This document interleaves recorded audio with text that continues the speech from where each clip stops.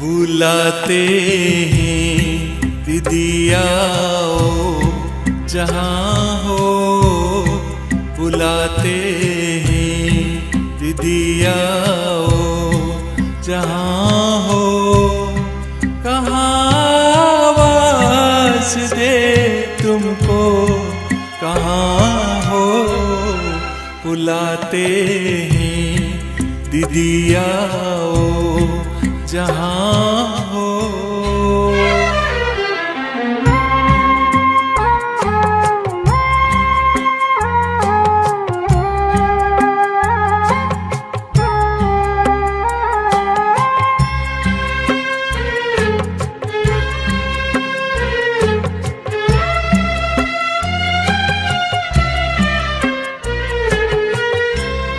मधुबन याद करती है, तुम्हें हम याद करते हैं।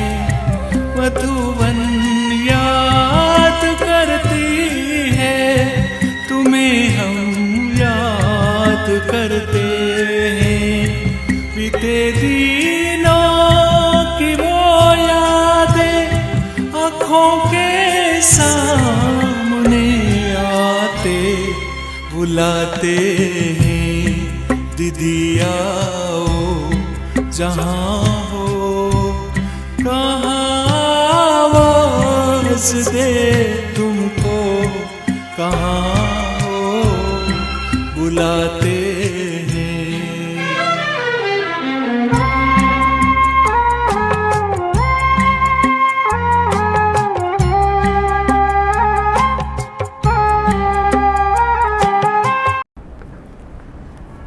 ओम शांति।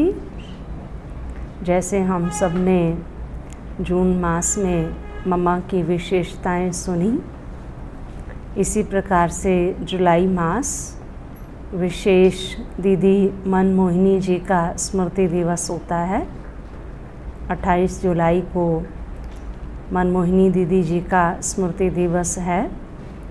तो हम मनमोहिनी दीदी जी की विशेषताएं जो मधुबन से हम सभी के लिए विशेष हमारे राजू भाई जी ने भेजी हैं।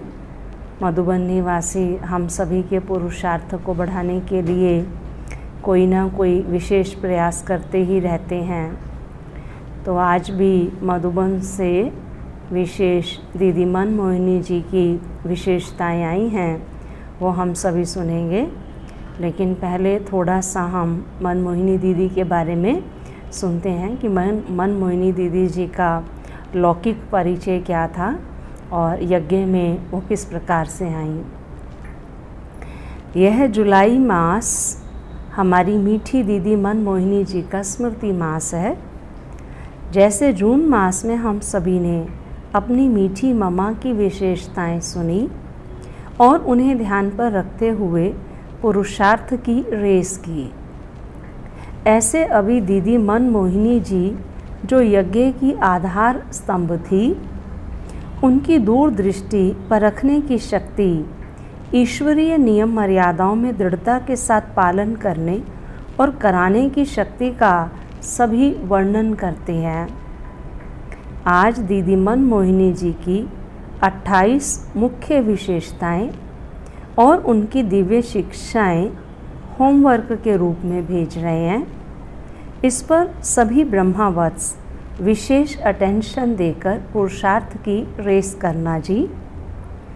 वैसे तो आप सभी दीदी जी के जीवन परिचय से परिचित होंगे, फिर भी नए भाई बहनों को सम्मुख रखते हुए दीदी मनमोहिनी जी के विषय में कुछ बातें लिख रहे हैं। दीदी जी का लौकिक नाम गोपी था। आप एक बहुत नामी ग्रामी धनाढ्य सिंधी परिवार से थीं।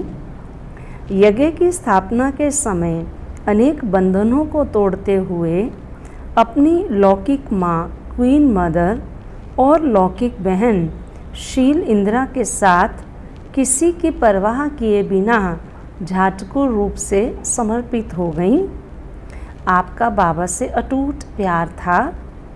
हर पल हर बोल में बाबा बाबा ही निकलता। आप दिल वाला बाबा की सच्ची दिलरुबा थी।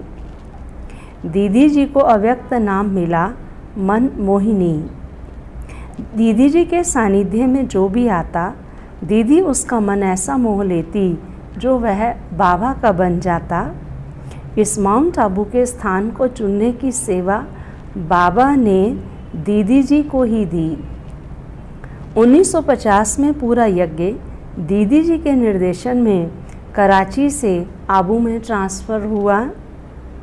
1952 से जब भारत में ईश्वरीय सेवाएं प्रारंभ हुईं, उस समय दीदी जी इलाहाबाद, दिल्ली आदि स्थानों पर अपने त्याग, तपस्या और निश्चय के बल पर कई सेवा केंद्र खोलने के निमित्त बनी और मातेश्वरी जगदम्बा माँ के अव्यक्त होने के पश्चात 1965 से आप फिर से बाप दादा के साथ मधुबन में रहकर यज्ञ की इंटरनल कारोबार को, पूरे प्रशासन को संभालने में राइट हैंड बनी। 1969 में ब्रह्मा बाबा के अव्यक्त होने के पश्चात दीदी और दादी की जोड़ी ने पूरे यज्ञ को संभाला और दोनों ने मिलकर माता पिता के रूप में देश विदेश के सर्व ब्राह्मण परिवार की निस्वार्थ पालना की और पूरे विश्व में सेवाओं का खूब विस्तार किया। दीदी दादी की जोड़ी को सभी कहते थे शरीर दो हैं, आत्मा एक है। ऐसी एकता का प्रूफ देकर अन्य सभी बड़ी दादियों को, भाइयों को साथ लेकर एक दो की राय को सम्मान देते हुए यज्ञ को निर्विघ्न रूप से आगे बढ़ाया। दीदी जी 28 जुलाई 1983 को अपनी भौतिक देह का त्याग कर अव्यक्त वतनवासी बनी। आज उनके पुण्य स्मृति दिवस पर उनकी अनेकानेक विशेषताएं नज़रों के सामने घूम रही हैं। उनकी कुछ विशेषताएं और मधुर शिक्षाएं आपके पास भेज रहे हैं। इन सभी विशेषताओं का अनुसरण करके हम भी अपने पूर्वजों के समान बाप दादा का नाम रोशन कर सकते हैं। तो अभी हम सुनेंगे दीदी मन मोहिनी जी की मुख्य विशेषताएं। सबसे पहली विशेषता है संपूर्ण समर्पित। दीदी जी एक ऊंचे धनाढ्य परिवार की होते हुए भी धन संपदा, कलयुगी लोक लाज की परवाह किए बिना एक धक से सेकंड में नष्टो मोहा बन समर्पित बन गई। दूसरा, सच्ची मस्तानी गोपिका। आपका बाबा से इतना अटूट स्नेह था जो नज़रों में एक बाबा ही बसता। दीदी के दिल में एक बाबा के सिवाय कोई भी नहीं समाया। बाबा के प्यार में आप कभी डांस करती तो सेमी ट्रांस में जाकर लवलीन मगन हो जाती, है ना। दीदी का नाम लौकिक में गोपी था और हमने भी यही सुना हुआ है कि जब गीत बजते थे, क्योंकि उस समय तो फिल्म के ही गीत बजते थे यज्ञ के अंदर, तो दीदी गोपिका बन के बहुत बहुत डांस करती थी, उसमें लवलीन हो जाती थी। और तीसरी विशेषता है सच्ची पतिव्रता, सतीव्रता, पिताव्रता।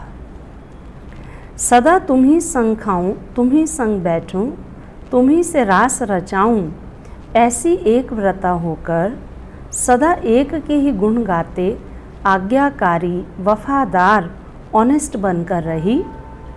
कभी किसी वस्तु, व्यक्ति की तरफ आकर्षित नहीं हुई। चौथी विशेषता है नंबर 1 गॉडली स्टूडेंट। आप लौकिक में स्कूल नहीं गईं, लेकिन भगवान का नंबर 1 स्टूडेंट बनकर आप सबकी टीचर बन गईं। आप क्लास में कभी भी बिना कॉपी पेन के नहीं गईं। आपको बाबा के महावाक्यों से, मुरली से अति प्यार था। बहुत ध्यान से सबके आगे बैठकर मुरली सुनती और उनसे बहुत अच्छे गुह्य प्रश्न निकालती और सबको उससे रिफ़्रेश करती। पहले बाबा की मुरली बिल्कुल सीधी शुरू होती थी, जैसे हम अव्यक्त मुरली सुनते हैं, लेकिन ये जो मुरली में प्रश्न उत्तर शुरू किया, ये दीदी मनमोहिनी जी ने शुरू किया। मुरली सुन करके वो मनन चिंतन करती थी और मनन चिंतन करके मुरली के प्रश्न उत्तर निकालती थी। पांचवी विशेषता, भाषण नहीं किए, सबको भाषणा दी। आपने कभी बड़ी स्टेज पर जाकर प्रवचन नहीं दिए, लेकिन हर एक को जिगरी पालना देकर स्नेह की भाषणा दी। सभी का प्यार एक बाबा से जुड़ाया। हर एक को इतना निस्वार्थ प्यार दिया जो और किसी में उसकी बुद्धि न जाए। छठी विशेषता, परखने और निर्णय करने की शक्ति में नंबर 1।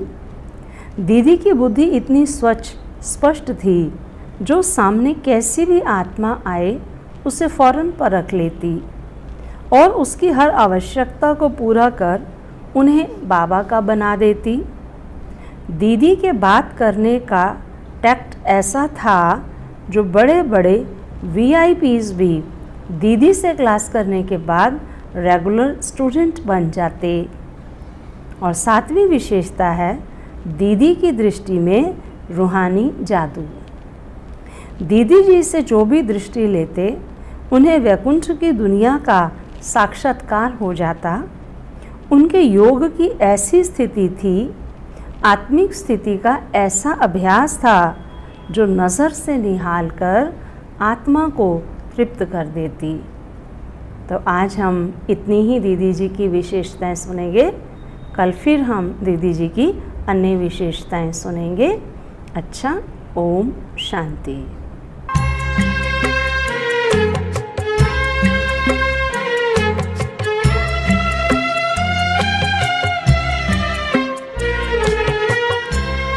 मधुवन की राहें तुम्हें मिलने की आहें, मधुवन की राहें तुम्हें मिलने की आहें, लेकर नैन बिछाए कब से इंतजार में बुलाते हैं, दीदी आओ जहाँ हो कहाँ आवाज दे तुमको, कहाँ हो बुलाते हैं, दीदी आओ जहाँ हो।